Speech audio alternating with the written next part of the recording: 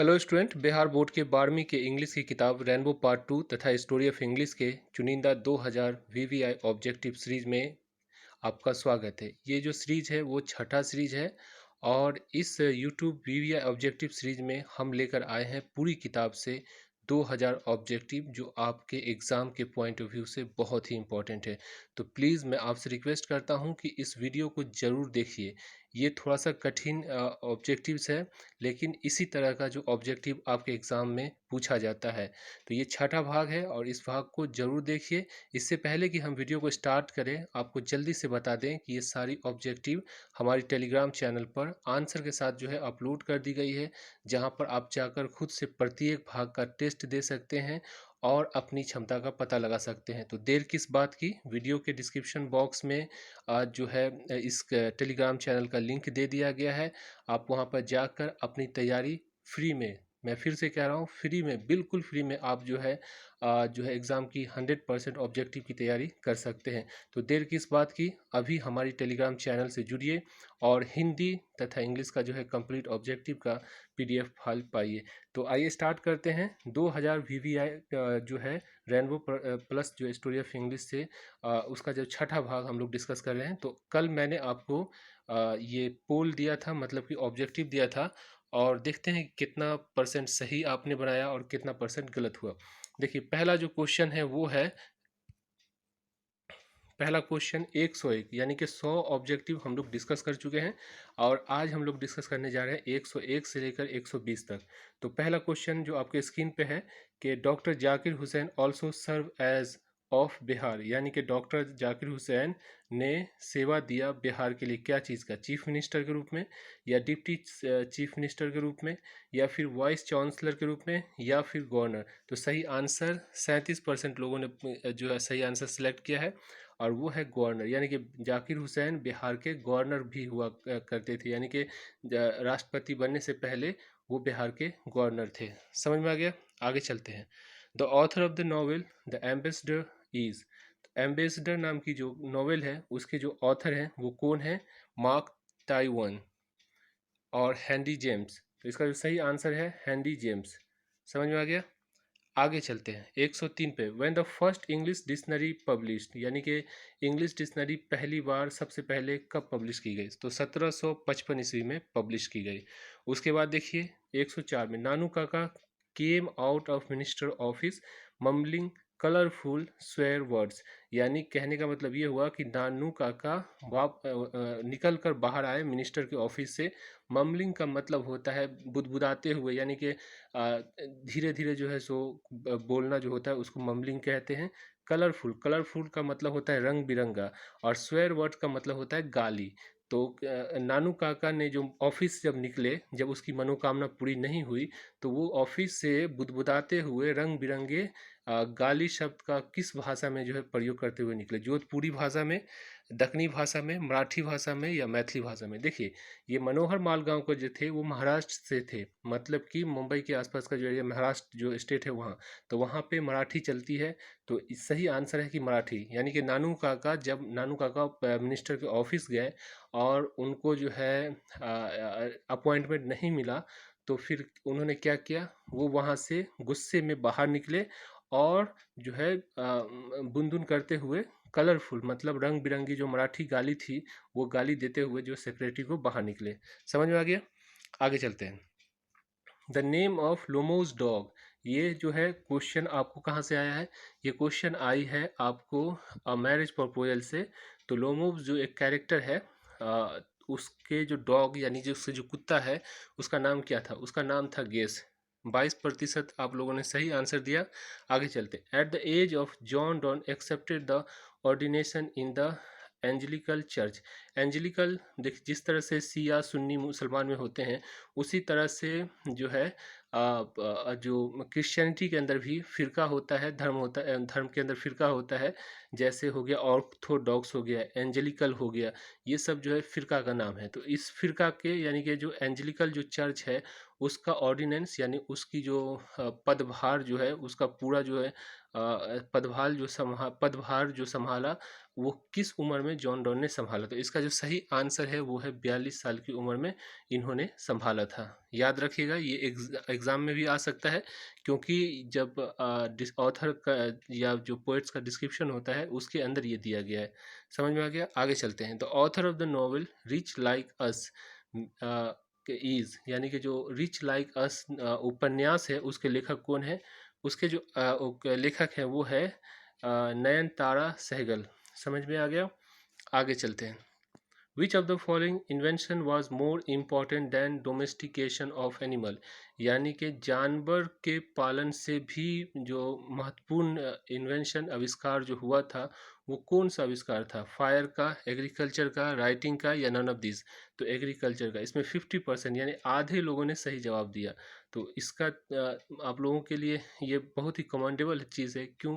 क्योंकि देखिए, बिना कुछ पढ़े हुए और 50% जो है लोगों ने सही आंसर दिया, तो ये बहुत अच्छी चीज़ है। आगे चलते हैं।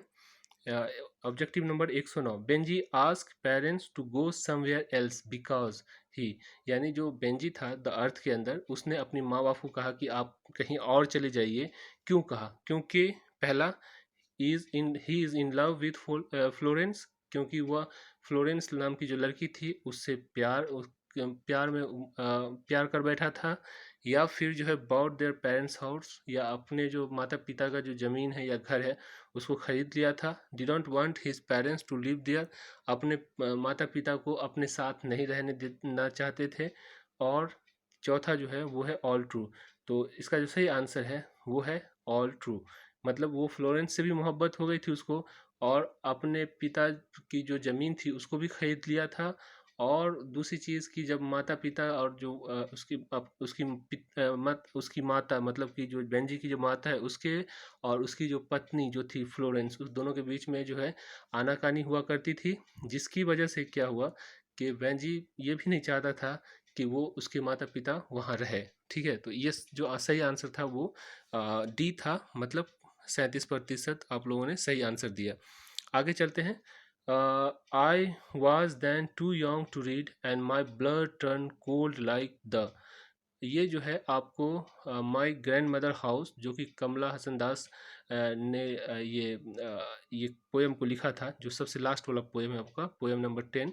तो उसकी लाइन में से है कि I was then too young, मैं बहुत जो है छोटी थी, बहुत ही नादान थी, बहुत बच्ची थी। And my blood turn cold like the ice, moon, snow, cold. तो इसमें सही जो आंसर था मून, यानी कि आप जाके पढ़िए उस पोएम में। तो उस पोएम में लिखा हुआ है कि मैं बहुत, जैसे जिस वक्त इसकी नानी या दादी का जो मृत्यु हुआ था उस वक्त ये लड़की बहुत छोटी थी। और जब उसको ये पता चला कि जो उसकी दादी थी या नानी वो उस घर में नहीं रहती है, उसका मृत्यु हो गया, तो वो जब जाती थी अपनी नानी या दादी के घर में, तो चारों तरफ सन्नाटा पसरा हुआ रहता था और कोई नहीं था, घर बंद था। तो जब वो झांकती थी खिड़की से, तो उसका जो है, यानी कि कमला दास का जो है वो जो उसकी जो खून है वो डर के मारे चांद की तरह ठंडी हो जाती थी। आगे चलते हैं। 111, वॉक्स क्लाइमेंटिस इज रिटन बाय, यानी वॉक्स क्लाइमेंटिस नाम की जो किताब है वो किसने लिखा? तो इसका जो सही आंसर है जॉन ग्रोवर्स। जॉन ग्रोवर्स जो है उन्होंने जो है ये किताब को लिखा। आगे चलते हैं। सेवी saved up the sake from the drags of his cup. आप देखिए यहाँ पे ये जो है सेवी द आर्टिस्ट से लिया गया ये क्वेश्चन है, और इसके अंदर ये कहा जा रहा है कि सेवी सेव्ड अप यानी बचाता था, द शेक शेक आप जब कहानी पढ़िएगा तब पर बताएंगे। ये जो है चावल की बनी हुई जो है, एक तरह से जैसे चावल से हम लोग शराब बनाते हैं ना, तो उसी तरह से एक शराब टाइप का जो है ये पेय पदार्थ होता है, यानी कि पीने की चीज़ होती है जो चावल से बनाई जाती थी। तो उसको जो है बचा लेता था किसके किसके कप से, मतलब कि इसमें असल में ये बात ये है कि सेवी जो है अपने पिताजी, जब जब उसके पिताजी ये शेक पी लेते थे तो उसके गिलास के जो तलछट में जो है कुछ बच जाता था, जब आप पानी पीते थोड़ा सा गिलास के अंदर बच जाता, उसी तरह ये शेक भी बच जाता था, तो उसको चुआ लेता था किसके अंदर, किसी बर्तन के अंदर। और इसका इस्तेमाल वो क्या करता था, जो है कद्दू को, जो कद्दू की जो नक्काशी करता था, तो उसको पॉलिश करने के लिए, उस पर जो है सो लाइटिंग लाने के लिए ये क्या करता था, ये जो शेक था उसका इस्तेमाल करता था। तो ये अपने पिताजी के कप का जो शेक था उसको बचाता था। तो ये सही आंसर जो है फादर्स होगा। समझ में आ गया। आगे चलते हैं। Anton Chekhov began his literary career by writing. जो एंटन चोकब है, जो कि अ मैरिज प्रपोजल का जो प्ले है, उसके जो राइटर हैं, उन्होंने अपनी जो कैरियर यानी कि अपनी जो शुरुआती जो इस फील्ड के अंदर यानी लिटरेरी वर्क जो है उसके अंदर काम करना कब से, किस फील्ड में शुरुआती दौर में करना स्टार्ट किया। तो कॉमिक्स स्केच बनाने में, नॉवेल बनाने में, स्टोरी में या प्ले में। तो इसका जो सही आंसर है वो है कॉमिक्स स्केच। यहाँ पे स्टोरी नहीं होगा, क्योंकि एंटन चोकब जो थे वो प्ले राइटर थे। मतलब जो प्ले का मतलब क्या, नाटक का जो राइटर थे, मतलब नाटक वो लिखते थे, वो स्टोरी नहीं लिखते थे। तो पहली चीज़ कि नॉवेल्स में भी नहीं थे, वो उपन्यास भी नहीं लिखते थे। तो इसका जो सही आंसर है वो है कॉमिक्स स्केच। यानी कॉमिक्स जो बनता है, देखते हैं वो छोटे मोटे बच्चे के लिए कार्टून वगैरह होता है, जिसके अंदर पिक्चर भी रहता है और नीचे कुछ लिखा हुआ रहता है, और जो संदेश होता है वो लिखा रहता है।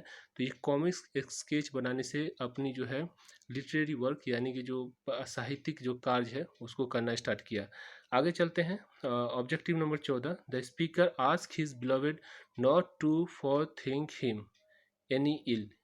यानी कि जो स्पीकर है, स्पीकर का मतलब यहाँ पे होगा John don.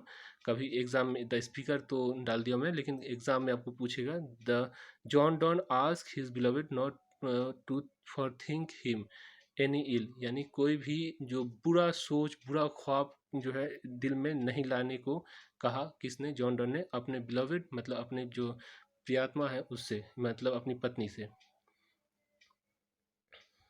Objective number 15। W.H. Auden was a writer by birth American. W.H. Auden जो है राइटर थे, कौन? ब्रिटिश राइटर थे। W.H. ऑर्डन जो थे वो ब्रिटिश राइटर थे बर्थ से, यानी कि उनका जन्म ही जो है ब्रिटेन में हुआ। Let the freedom from the mighty mountains of न्यूयॉर्क, लेट द फ्रीडम रिंग। ठीक है, let the freedom ring, let the freedom ring from the mighty mountain of न्यूयॉर्क। आगे चलते हैं। Sweetest love I do not go is of stanza. यानी sweetest love do not go में कितने stanza, कितना छंद होता है। यानी एक लाइन में जो शायरी है, पोयम है, वो एक पोयम का जो भाग होता है उसमें कितना लाइन था।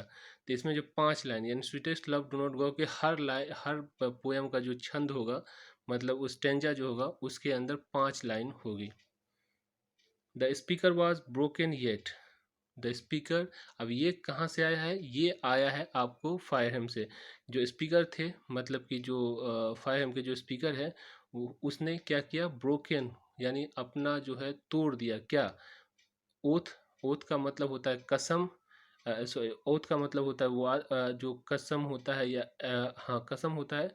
वो का मतलब भी जो होता है कसम होता है। स्वेरिंग, स्वेरिंग का मतलब भी कसम होता है।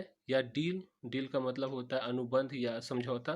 तो इसमें जो सही लाइन में, मतलब कि जो आपके जो पोएम के अंदर दिया हुआ है वो है swearing. The speaker was broken and yet swearing.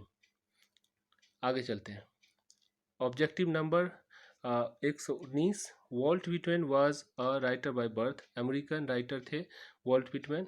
और उसके बाद देखिए यहाँ पे, work are the major source of information about Middle English grammar, vocabulary and pronunciation. यानी मिडिल इंग्लिश की जो ग्रामर थी, वोकेबलरी और प्रोनाउंसिएशन की जो किताब जो थी, उसका मेजर वर्क कौन था, यानी किसने जो है इस पे ज़्यादा काम किया था। तो इसका सही आंसर है चौसर, नीचे डी में आंसर में। उसके बाद ये हो गया आपका ख़त्म। 120 ऑब्जेक्टिव हमने इसमें डिस्कस किया। तो आशा करता हूँ ये वीडियो आपको अच्छी लगी होगी। अगर अभी तक टेलीग्राम चैनल पे अभी तक आपने ज्वाइन नहीं किया है, तो मैं आपसे रिक्वेस्ट करता हूँ कि टेलीग्राम चैनल को जरूर ज्वाइन कीजिए। Thank you so much for watching coherent English classes.